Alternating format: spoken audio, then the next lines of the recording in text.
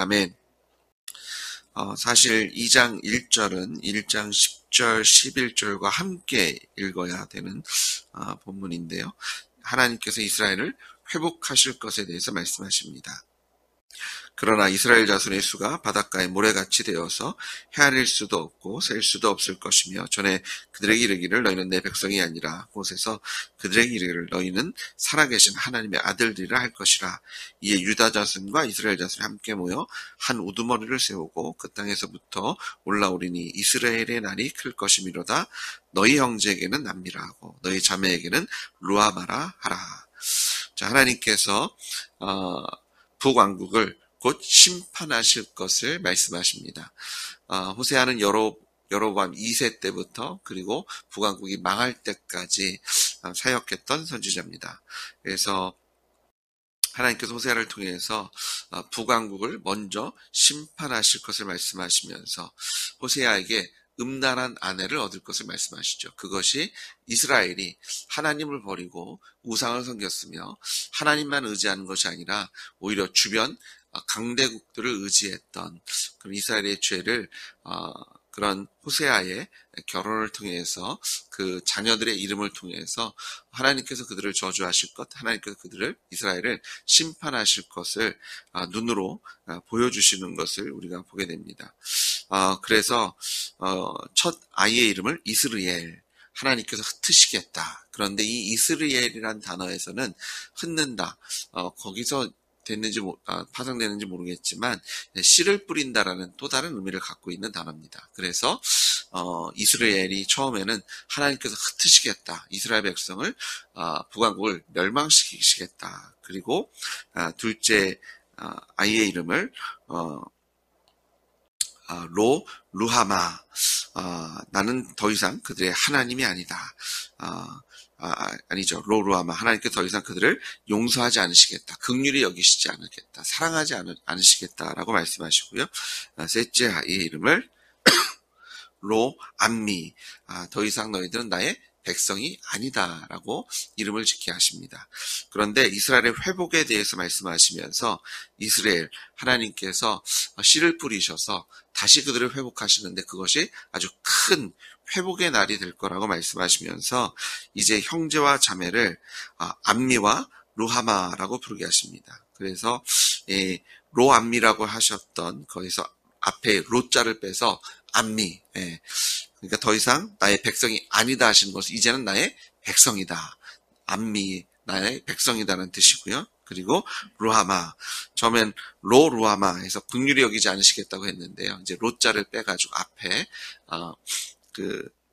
부정하는 것을 빼가지고 루하마, 이제는 내가 너희를 긍휼히 여기겠다, 사랑하시겠다라고 이름을 새로운 이름을 다시 주시는 것을 우리가 보게 됩니다. 자, 이렇게 회복에 대한 약속을 하시면서 이스라엘 백성에게 명령하시는 것은 회개하라라는 명령입니다. 2절부터 너희 어머니와 논쟁하고 논쟁하라. 이 논쟁하라는 것은요, 다투라, 그리고 고소하라. 너희 어머니의 죄를 회개하라고 명령하고 있는 것을 보게 됩니다. 그래서 그는 내 아내가 아니요 나는 그의 남편이 아니라 더 이상 이스라엘이 하나님께서 받으시기에 합당한 거룩한 신부가 아니다. 내가 그들의 남편이 아니며 그들은 나의 자녀가 아니고 백성이 아닌데 그것을 회복하려면 이제 음란을 제하라.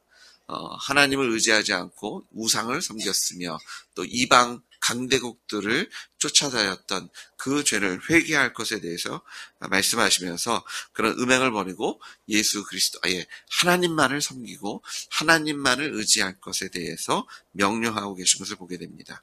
자, 회개하지 아니하시면 하나님 그들을 심판하시겠다. 3절 그렇지 아니하면 내가 그를 벌거벗겨서 그 나던 날과 같게 할 것이요. 그 나던 날은요, 이스라엘 백성들이 이제 출애굽하기 전의 상태로 되돌리시겠다. 애굽 땅에서 노예로 살았던 것처럼 그로 광야 같이 되게 하며 마른 땅 같이 되게 하여 목말라 죽게 할 것이다. 하나님께서 이스라엘 백성들을 광야에서 인도하실 때 반석에서 생수가 나게 하셨는데 만나 메추라기로 그들을 먹여주셨는데 이제 더 이상 그런 하나님과 동행하는 삶을 누리는 것이 아니라 그 이전에 노예의 삶으로 죽을 수밖에 없었던 그 전의 삶으로 되돌리시겠다라고 말씀하십니다. 그러면서 하나님이 없는 삶이 이런 황폐하고 결국 목말라 죽을 수밖에 없는 삶인 것을 계속 설명해 주고 계시는데요. 내가 그의 자녀를 긍휼히 여기지 아니하리니 이는 그들이 음란한 자식들입니다. 이스라엘 백성들이 이제 범죄하여서 그 아버지들, 선조들의 죄를 따라서 계속해서 목이 굳어서 하나님을 의지한 것이 아니라 이방 나라들을 의지했고 하나님을 섬긴 것이 아니라 우상들을 섬겼기 때문에 너희들이 죄인들, 너희들이 같은 죄를 지은 그런 죄인들이 아니냐. 5절에 그들의 어머니는 음행하였고 그를 임신했던 자는 부끄러운 일을 행하였느니 이는 그가 이르기를 그는 나를 사랑하는 자를 따르리니 그들이 내 떡과 내 물과 내 양털과 내 삶과 내 기름과 내 술들을 내게 준다 하였습니다. 자, 그들이 음행을 했습니다. 그들이 하나님을 떠나서 이방신을 섬겼고 이방 나라를 의지했는데 그들이 이런 얘기를 했다는 거죠. 나를 사랑하는 자들은 우상들이었고요. 나를 사랑하는 자는 이방 나라, 애굽이나 아수르나 이제 바벨론을 바라보면서 그들이 내게 먹을 것을 주었고 마실 것을 주었고 또 입을 것을 주었고 나에게 기쁨이 되는 나에게 쾌락을 주고 행복을 줬던 것은 그런 우상들, 이방 나라 아니냐라고 착각을 하고 있었는데 그래서 그런 착각을 하고 있으니까 6절에 그러므로 내가 가시로 그 길을 막으며 다물쇠로 그 길을 찾지 못하게 하리니 하나님께서 이것을 막으시겠다는 겁니다. 가시와 담으로 하나님께서 이스라엘 백성들에게 어려움을 주시고 환난을 주시고 핍박을 주시고 그리고 그 죄값을 치르게 하심으로 그들이 깨닫게 하시겠다는 거죠. 7절에 그가 그 사랑하는 자를 따를지라도 미치지 못하며 그들을 찾을지라도 만나지 못할 것이다. 그들이 이방 나라가 이 우상들이 자신을 사랑해주고 자신이 먹을 것과 마실 것과 기쁘게 누릴 것을 공급한다고 얘기하는데 아무리 찾을지라도 아무리 그들에게 사랑의 구애를 할지라도 아무것도 얻을 수 없게 하시겠다. 그제야 그가 이르기를 내가 본 남편에게 돌아가리니 그렇게 한번 고생해봐야 하나님 없는 삶이 얼마나 어둡고 힘들고 또 그 죄로 인해서 내가 주인 되는 그 삶을 내가 감당할 수 없고 책임질 수 없는 것을 그들이 경험해봐야 그제서야 내가 본 남편에게로 하나님께로 돌아가면 내가 하나님과 함께 했던 그 삶이 얼마나 행복했는지를 그들이 기억하게 내가 가시와 담으로 이스라엘의 길을 막겠다라고 말씀하고 계시죠.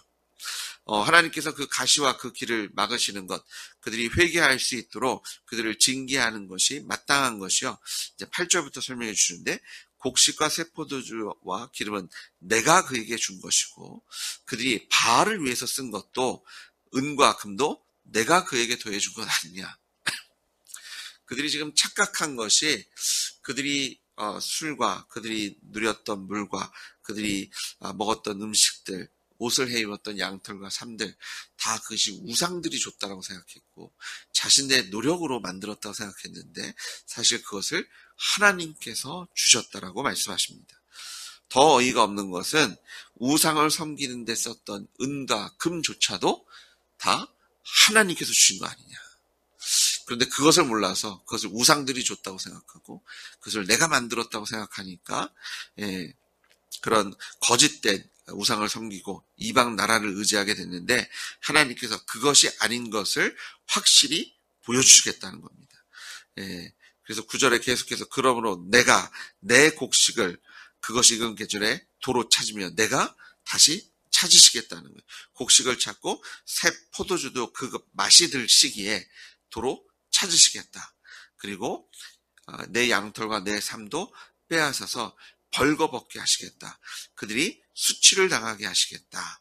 그들이 그 수치를 당하는 것 안에서 계속해서 우상을 찾고 이방 나라들을 찾을지 모르지만 그들을 건져낼 사람은 아무도 없을 것이다라고 말씀하고 계십니다. 그래서 하나님께서 이렇게 징계하시기 전에 먼저 회개할 것을 말씀하시죠. 하나님의 징계가 얼마나 혹독한지요. 그들이 우상과 겸하여서 하나님을 섬겼던 그런 형식만 있었던 경건, 그것조차도 폐하시겠다는 거예요. 모든 희락, 절기, 월삭, 안식일과 모든 명절을 폐하겠다. 예, 하나님께서 이스라엘 백성들을 그 약속의 땅에서 흩으심으로 예루살렘 성전을 무너뜨리심으로 그들이 형식적으로나마 드렸던 모든 예배와 제사를 멈추게 하시죠. 예.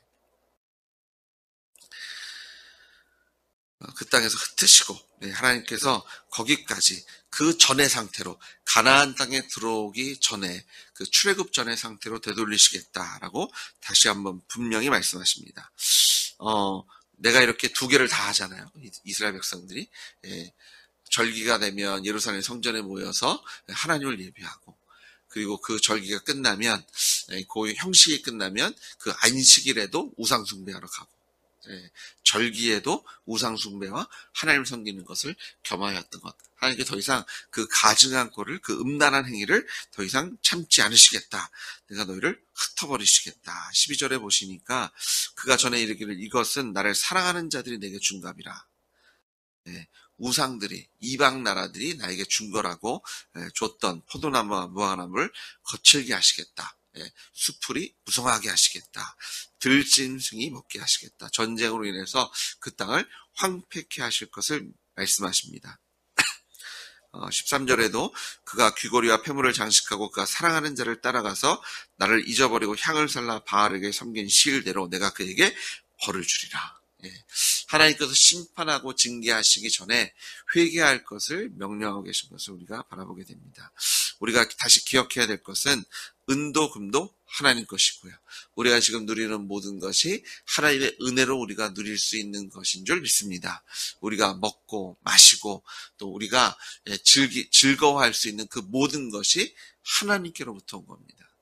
우리가 내 손에 내가 만질 수 있고 내가 노력해서 땀 흘려서 수확했고 또 그 모든 것을 갖고 있어서 나를 도와줄 수 있는 강한 나라나 또 그런 내가 우상으로 삼을 만한 그 돈이나 명예나 이런 것들 그것에 현혹당해서 착각하고 오해하고 또 쓰러져서 하나님을 버리거나 혹은 하나님과 겸하여 섬기는 것은 하나님께서 음란하다.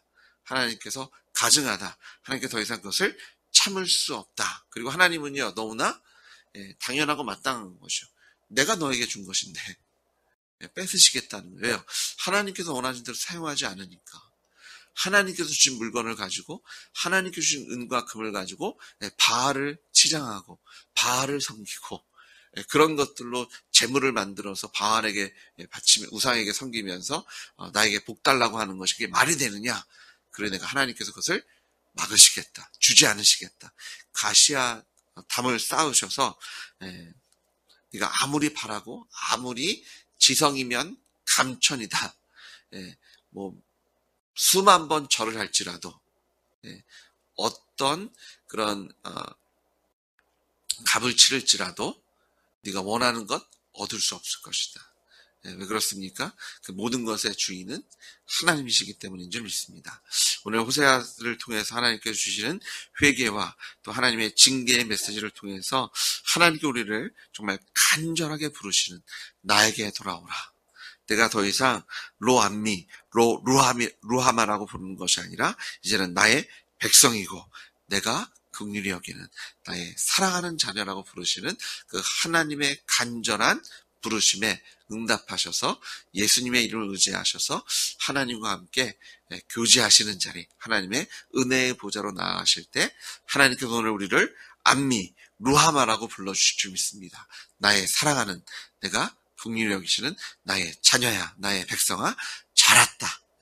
하나님께서 하늘 창고를 여셔서 하나님께서 지으신 그 모든 것으로 우리로 복 주셔서 하나님 나라의 상속자의 삶을 살게 하실 줄 믿습니다. 기도하시겠습니다. 주님 아버지 감사합니다.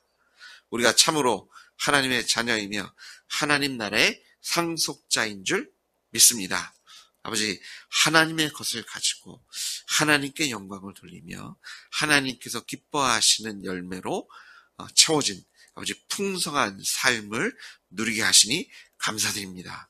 하나님, 세상의 유혹과 거짓에 속아서 혼미케 됨으로 하나님께서 만드시고 하나님께서 허락하신 것을 가지고 아버지, 거짓된 것에 금방 있다가 사라지는 것에 아버지, 우리의 인생과 시간과 열정을 허비하지 않도록 예수님을 이 땅에 보내셔서 십자가 부활로 아버지, 살아계신 하나님이 예수 그리스도이심을 우리에게 알게 하셨으니 감사합니다. 오늘도 흔들림 없이 주님, 예수님의 이름을 의지하여 하나님께 나아가겠사오니 주님, 우리를 만나주시고 우리에게 명령하시고 또 우리에게 하늘의 뜻이 우리의 삶에 온전히 이루어지게 하여 주시옵소서. 특별히 연약한 자들이 있사오니 주님 치료하시고, 아버지 하나님, 위로가 필요한 영혼들이 있사오니 주님께서 만나주시고 만져주셔서 평강과 긍휼로 채워 주시옵소서.